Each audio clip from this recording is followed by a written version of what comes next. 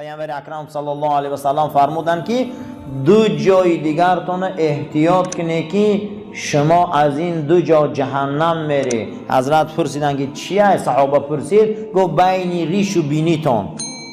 بین ریش و بینی چیه؟ زبان. دویم گفت بین زانو و نافتون. چیه و آلاتاتون؟ ای آلاتا زینا سر میزنه، ای این زبان تولد میشه تهمت، بهتان، دروغ، اغوا، دشنام، همه این ای زبان میبرو. اینا گناه های کبیره هم. کسی زبانش اداره کرده تونه چشمش اداره کرده میتونه. کسی زبانش اداره کرده تونه بینیش اداره کرده میتونه. کسی زبانش اداره کرده تونه گوش اداره کرده میتونه. کسی زبانش اداره کرده نتونه هیچ جوش اداره کرده نمیتونه. برای پیامبر یکم ای زبان سر کرد. زبان همین خیلی برق باری گپ میزنه بسیاری کارا را، اما ما نمیدونیم او گناه های، لیکن گناهی او برابر دی قتل های، من غیبت.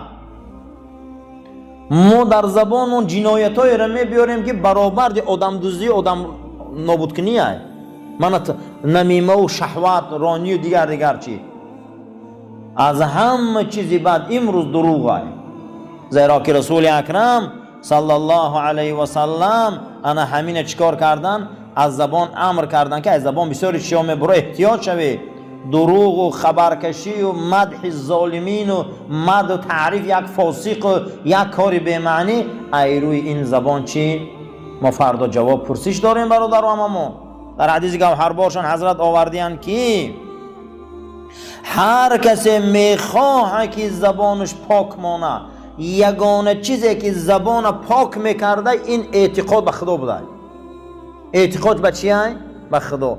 همین کسی خدا دا باور داشتگی باشه، همین ریسخته کیه؟ او خیلی چی در سودا دروغ میگی؟ چی در سودا قسمی به معنی میخوری؟ چی در امور دنیا گپی هزار یک دروغ گپ میزنی؟ ریسخته خدا هست یا نه؟ ریسخ گیر کی؟ ریسخ کی زیاد میکنه؟ ریسک کی کم میکنه؟ او وقتی که تو همین را دونی چی نمیگی؟ میگه معلومه که همون را هم خیلی نمیدونی که تو میگه میگی. باور نداری اما خدا دا اعتقاد نداری. او وقتی تو خدا دا باور داشته باشی چی میترسی دیگه؟ اعتقادی تو که درست باشه تو یگان دروغ با یگان کار به منفعت خود نمیگی. امروز بسیاری حالتا دا به منفعت خودمون دروغ میگیم. حتی حضرت علی کرم الله وجهه را پرسیدن که اگر دروغ نگویم زندگیمون پیش نمیره. آزم خیلی میگم حضرت گفت که برای آنکه شما خدا دستاز باور نداره، زندگی ما رو کی پیش میبره؟ زندگی ما رو کی بر هم میزنه؟ جانی ما رو کی میگیره؟ جانی ما رو کی میتیه؟ ای همین جان یگون چی قیمت هست؟ و چقدر زندگی ما رو با او پیش نمیبرده؟ عقیده هامون درست نیست، برای دروغ میگیم. با منفعت های خودمون زبانمون هزار خیر روغن کرده تا میتیم. برای که خدا دا باور ندارم، برای همین خدا دا باور داشته باشه نمیگن اینو. خیلی درباره دروغای مصلحت آمیز میبیاییم انشاءالله با چند نمود دروغ رخصت های، چند نمود دروغ رخصت های با درو بابت فرد جمعه دیگه برآمد میکنیم. ما بسیار من در حیاتمون خیلی واخوردگی است که فردا ساعتی 10 میگه بیچاره ده 11 میکنه 12 میکنه و یا رو شما سرزنش نکنی. اینا دروغ های هستند که نزد پروردگار اگر این عادت کنه عمرش گناهگار، اگر عادت یا بار دوبار اینو عادت این گناهگار نمیشه. خیلی زندگی حیات های ما در اختیار خودمون نیستیم، ما در اختیار خودمون بوده نمیتونیم. یا حالت های هست اگه آدم همون ساعت آمده نمیتونه. برای همینم ابن همام هم یک کتاب داشتگی بوده در زبان حفظ اللسان، حفظ زبان. گفته انسان هایی که به نیتشون درست بود، اقرارشون درست بود، نفسشون درست در زندگی. من حضرت عبدالله ابن عمر فرزندکای معده زیاد داشته، هر روز میگفت یک خانتون میبیارم، نه که نمی آورده. ابن عمر دلیل آورده، هر روز میگه خانتون میبیارم. همه آتا میگه که فقط چرخات میگیر معده کی، بیچاره نمیبیاره و شرایط نداره. به دروغ میگی. همه پدرم ما رو وعده کردگیان. انول در بحثای میبیایم که او دروغ حساب نمیشه و کدام چی دروغ حساب میشه.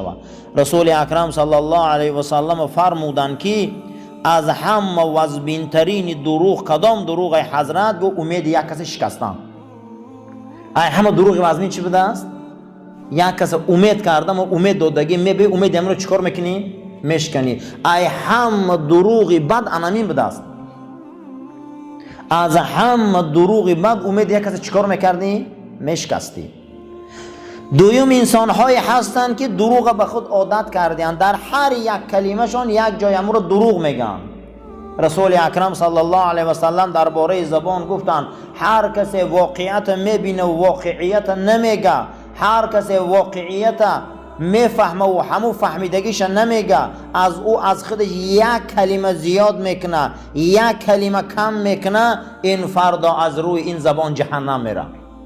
رسول اکرم صلی الله علیه و سلم گفتن امتی کالمرآتی، لفظ حدیث امتی من نسبت یکدیگرشان مثل آینه هم. یعنی چگونه حضرت؟ با در همین هم در حفظ اللسان همین تفسیر کرده. گفته آینه را اگر روبرود بینی چیز زیر آینه بینه همون را نشان میتیه. یکم بار دیده که آینه کم و زیاد نشان داده. همین آینه در آدم خش نگاه میکنه چیز زیر آینه دید همون را نشان میتیه. هم خلاص یا نه؟ اگر آینه را 100 بولاک کنی یا بولاک شگیری با نگاه کنی با راست نشان میتیه. یکم بار آینه پیش نشان میتیه یا عقیبه هم نگاه میکنی پشتی سرت میبینی یا پیش نمیبینی. برای همین هیچ محل آینه اقفا گاو نمیزنه، آینه رو برو پیش گاو میزنه. مومن پیامبر در رنگ آینه های. بیا در روی آدم گاو زن، بیا در روی آدم گو، چیزی را میبینی همو را گو، بولک بولک هم میگن همو را گو. اینه تعلیمات رسول اکرم. برای همین لق انامی را میگن. بسیار انسان ها شکستشان ایروی انامین های. ایروی انامین که یکمین دروغ بد در اسلام ما این شکستن چی بده؟ امید یک انسان. فرق نداره آدم بسیار انسان ها را آدم وعده میتین بیچاره امید کرده میرن تلفن میکشن و میگریزن دیگر نمیبیان. بدترین دروغگو انامیان که آدم ها را وعده میتین به امید همون میره در چندین برادر در خونکی ها ایستادگی بیچاره ساعتاش قطعی در همین بارانا ایستاده. بدترین دروغ انامین بده است. وعدهش میکردی و میرفتی امید کرده امید چه میشکستی. مومن باید رنگ آینه باشه عزیزا. حضرت ابن عمر ارواحشتن برون بسیاری حالتا فرزنداشانه چی؟ با قند و بنا همین شیرینی ها وعده میکرده حضرت مایده مایده بدستیان. ما دروغ های داشتیم که رخصت بدیم. امروز ما رسیدیم درباره اخلاقیات اسلامی. شکست انسان در 3 چیز بوده. پیغمبر خدا انسان شکست در چند چیز دانستیان؟ در 3 چیز. یکم لقلقه، قبقبه، ذبذبه. حضرت پرسیدن که لقلق چیه؟ گو زبان. یکم شکست آدم در چی بوده؟ زبان. میگن کوی قلقلق نکه. همین زبان انسان سری آدم میخوره. زبان آدم جهنم میبره. زبان آدم رسوا میکنه. زبان آدم دشمن آدمه. پیامبر اکرم صلی الله علیه و سلم فرمودند که احفظوا لسانکم، زباناتون احتیاط شوید. فقط پیش ای خطبه هاش حضرت میگوید که زبانات احتیاط شوید. 3 چیز شکست انسان بده. یکم زبان. ای زبان احتیاط شدن در کار عزیزان. من یک کلمه آدم زنش میگه یا طلاق خود کردم شوخی کردم، طلاق میشه یا نه؟ در حال میشه. زبان شوخی نداره. زبان این همون زبانچه کمانه. من اگر در دست ما و شما یک دانه از همون مقصد یارقای آتش فشانی باشه همون زبانچه‌اش دست بر یا در میگیره. وای زبان همه سخن همه پرید دیگه. تو به زوره میکنی زوره نمیکنی وای همون میلش در رفت دیگه همون تیر وای برقرار کرده نمیشه دیگه. عمری ما، زندگی ما، حیات ما، زبان ما این همون زبانه که همون آتش فشانی همون یارقای همین در گرفتی. من همین حاضر همین جدا هر کس یا سبحان الله گفت همون در گرفته رفته سه بالا. اگر یک بی معنی گفت همین. یکم لقلقه، زبان احتیاط شوید. زبان بسیار احتیاط شدن در کاره. دویم قبقبه. قبقب چی بوده حضرت پرسیدن؟ گفت البته شکم. 3 چیز آدم رسوا میکرده. یکم زبان، دویم چیز شکم. اینمی برای انمی شکم آدم رسوا میکنه. فقط دعا کردن در کاره که خدا همین مود قناعته، همین زندان ها ایروی شکم هم بسیارش، همین فکر کرده استی ایروی هم شکم های. من این خرم، من این مانم، من این کنم، زنم این خره و زنم این پوشه، کودکم این خره و کودکم این کنه. همین مسئله سبب میشه و عزیزا که ما چی میشیم؟ جهنم میریم ایروی شکممون.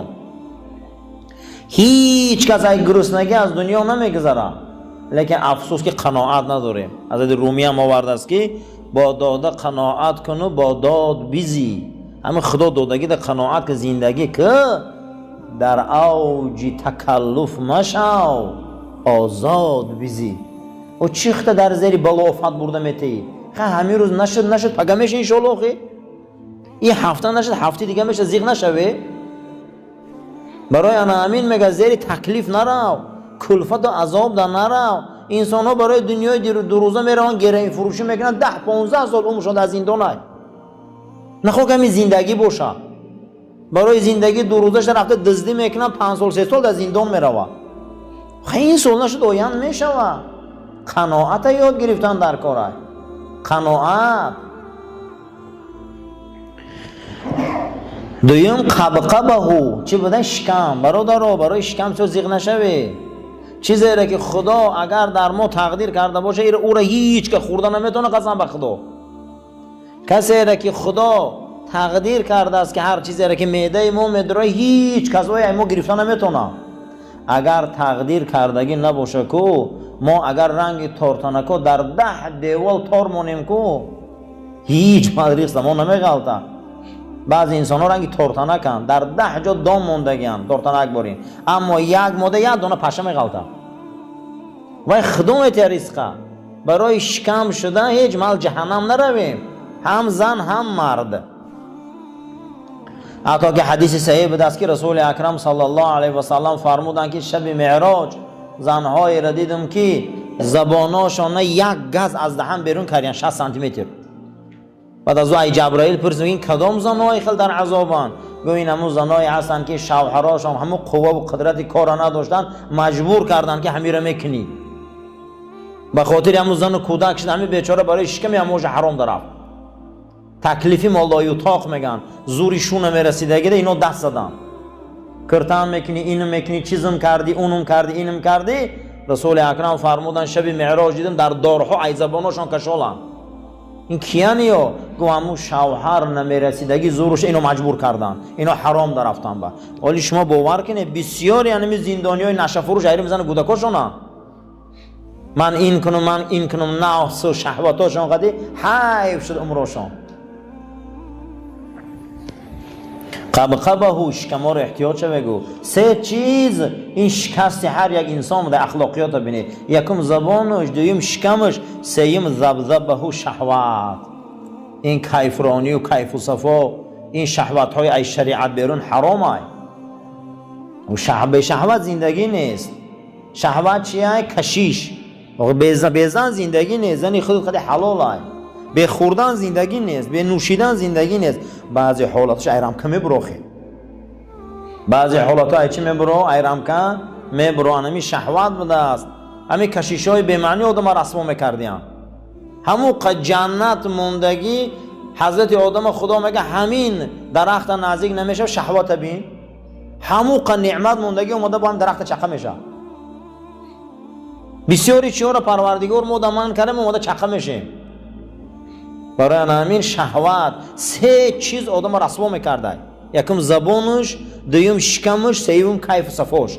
3 چیز. اما بزرگان هم میگفتن ارواحشون دارن که مستی و پستی. همین مستیش چیه؟ شهوت. اکنون امروز یکی از اخلاقهای رذیله که ما صحبت میکنیم این کدام اخلاقه؟ همین زبان. این چه اخلاقه؟ دروغ. همین اخلاق رذیله که آدم شرمنده میکنه ای زبان چی بده او؟ دروغ. دروغ چیست؟ دروغ هر آن چیزی که زید قانون عقل میبرو، زید قانون شرع میبرو، زید قانون طبیعت میبرو و دروغ های. من اگر از یک آدم گوه که شیر سیاه هم مد میخنده، هم عقل قدی شیر سفید میشه، هم شریعت قدی، هم طبیعت قدی. یگان بار دیده که شیر سیاه باشه. هر چیزی که عزیزو همون قانون عقل، قانون طبیعت، قانون شریعت او را قبول نمیکنه و دروغه. برای همین حضرت فرمودن که الکذیب لا امتی یا الکذاب لا امتی، دروغگو امتی من نیستن. کدام دروغگو؟ همون دروغگویی که هر وقت نیت و اقرار و نفسشون تصدیق میکنه که دروغ میگن. یا آدم میگه من ساعت 12 میبیام، نیتش درسته، اقرارش درسته، نفسش درسته و دروغ نمیگه، اما 12 یک دم میبیه و دروغگو نیست، بیچاره همین وقت شده و نیت کرد که من فردا همون ساعت میبیام، لیکن بین چند کاری دیگه مانع شد و یا دروغگو نگوی شما. یا ما وعده خلاف گفتن نمیتونیم. هزار آدم میگه من ساعت 12 میبینم نمیتونه. همون کسی میدونه که فردا نمیتونه اومده وعده میتیه، نمیتونه، نه در نفسش همین، نه در نیتش، نه در کارش. هر کسی را در نیتش وعده دادگیش راست باشه، هر کسی که اقرار کردگیش راست باشه، نفسی کردگیش راست باشه، یکی پگه جانش برآمد با دروغگو میگیم، یا پگه یا واقعی برآمد که نشد. سه چیز جمع میشوه، نیت و اقرار و نفس. همین سه چیز که باشه شما او را سرزنش نکنی. یک آدم میگه پگم میبیامو، نه نفسش قطعی همون را میسنجه، نه اقرارش قطعی، نه نیتش قطعی. همین تا هوایی میگه انا همینا دروغگوام.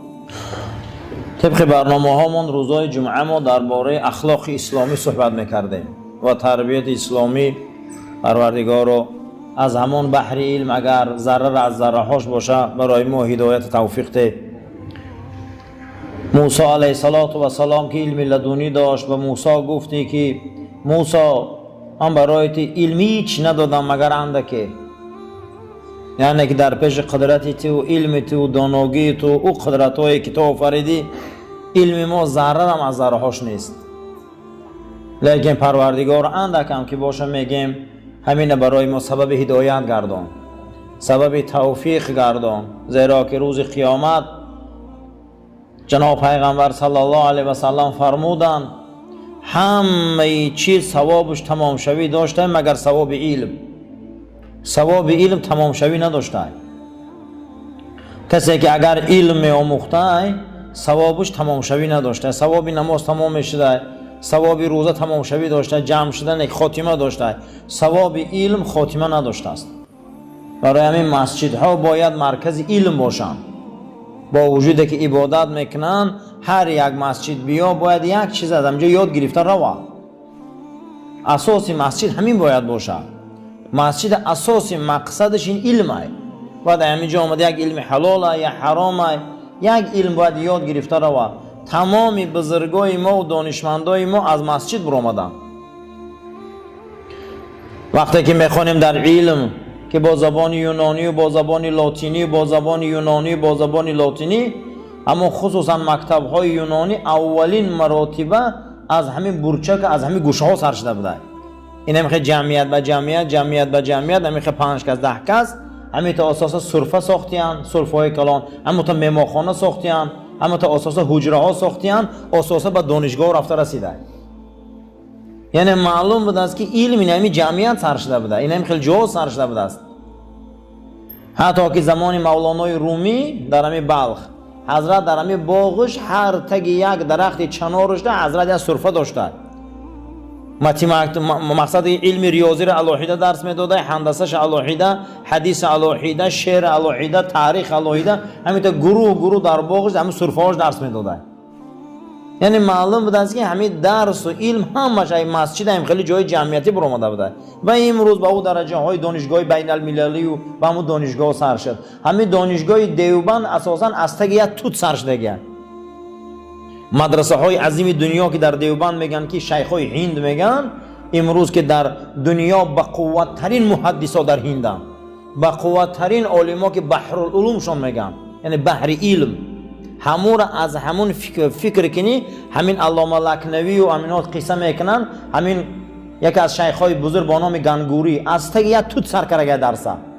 ایتگی همین توت همین مدرسه ساخته شد، همین مدرسه بنیاد شد، همین مدرسه های عظیم دنیا شد. حتی بزرگا رفتن گفتن جینا هم درس میخونن، هزار شیخ های حدیث بر آمدن. از چی؟ ایتگی یک درخت سبب شد که روز همین مدرسه سبب شد و همون جانورای وحشی انگلیس همجا سر کردن.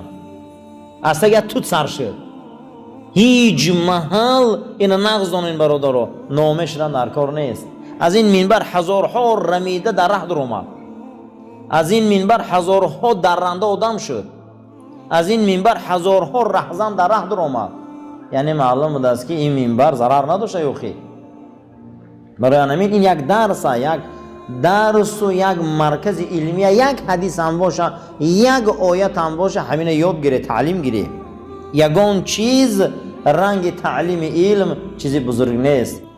اللهم ربنا آتنا في الدنيا حسنة وفي الآخرة حسنة وقنا عذاب النار وصلى الله تعالى خير خلق محمد وعلى أصحاب الأجمعين آمين يا رب العالمين. سفر راس گیره.